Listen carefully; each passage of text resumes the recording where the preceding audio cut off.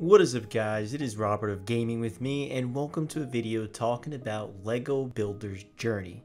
Now, today and actually tomorrow, there's going to be actually two games that I'm going to be talking about that I very happily got a review copy of.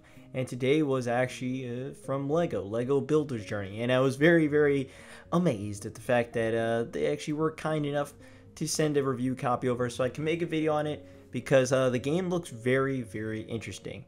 And it was very interesting. As with any review copy, it doesn't influence my opinion.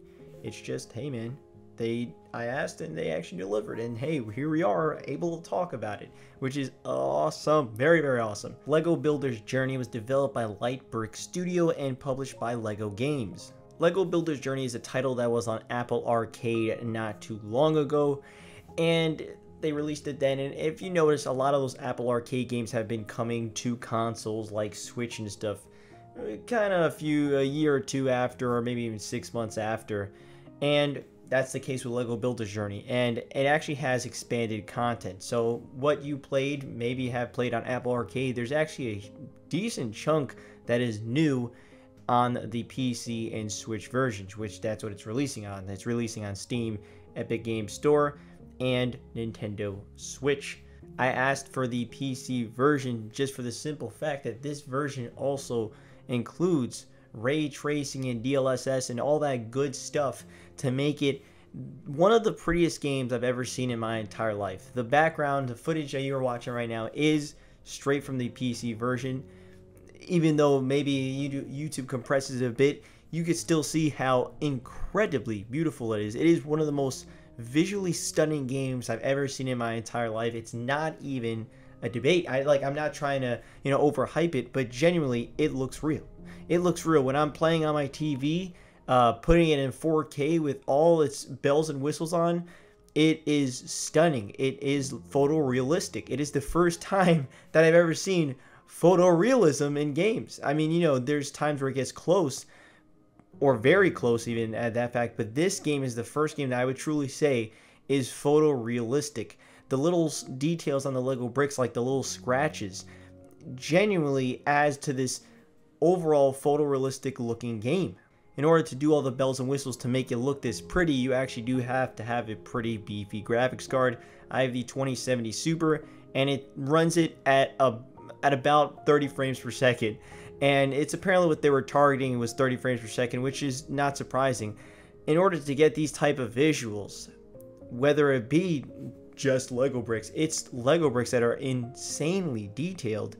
And even though it is a small scale game in terms of just a box for every single section that you're in, it still demands a lot, especially if you are running it at 4K. That's what I did. I did 4K. I did everything max, to see what it could do.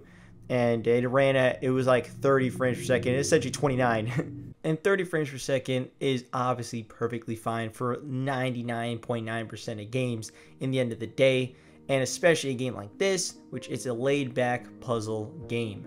Now, beyond the visuals that I can talk about for hours, I cannot understate one more time, those developers, the artists that worked on this game, they are incredibly talented and truly made a visual feast for the eyes.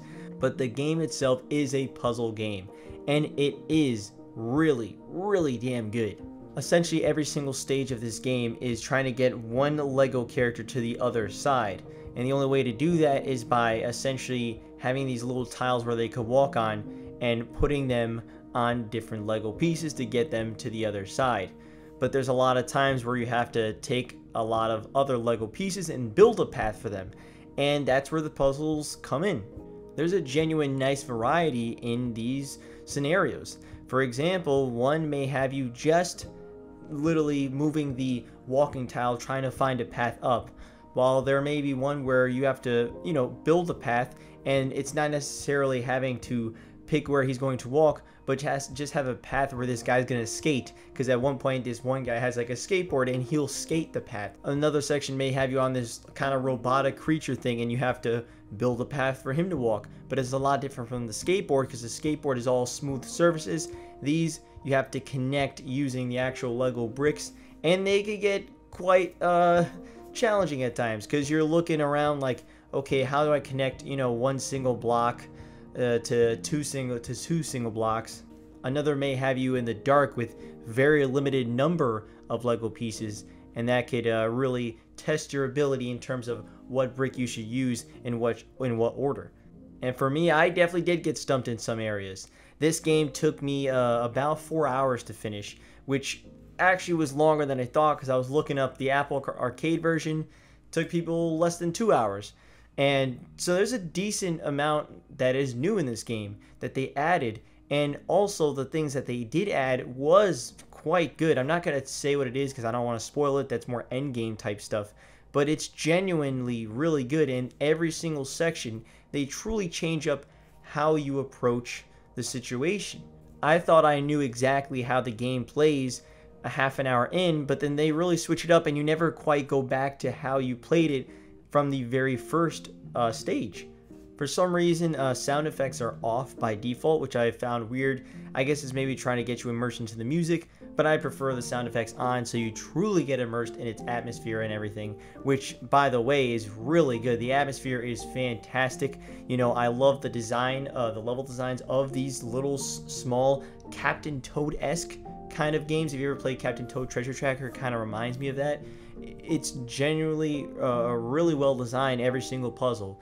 And the music itself, talking about the music is fantastic. I really liked the music a lot in this game.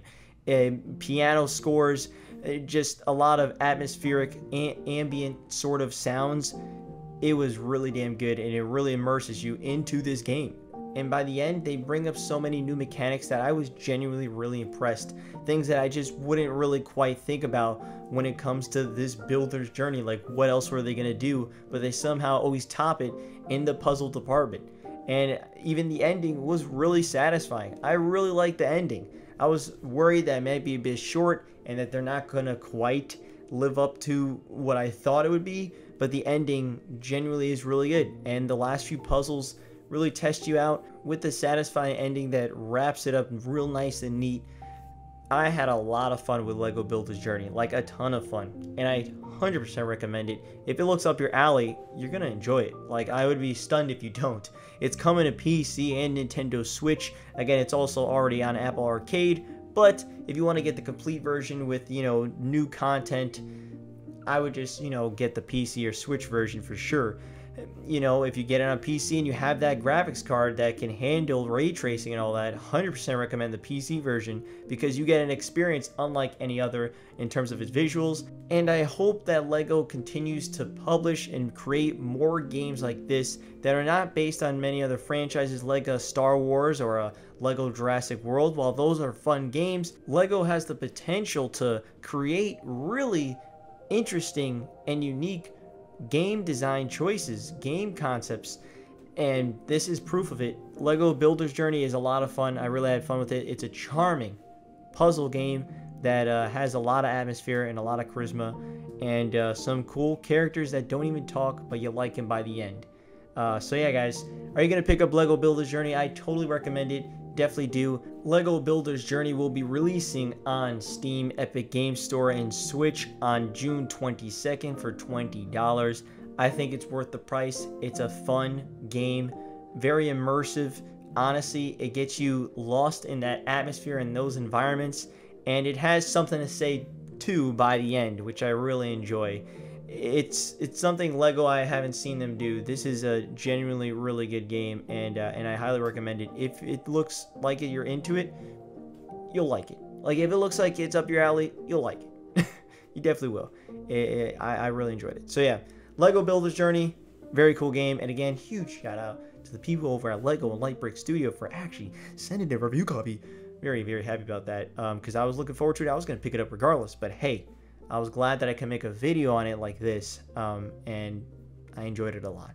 Lego Builder's Journey, hopefully Lego makes more games like this for sure, because that's what I want to see. I really do. I actually think I would prefer this over really any other type of Lego game that they normally do, if I'm being honest with you.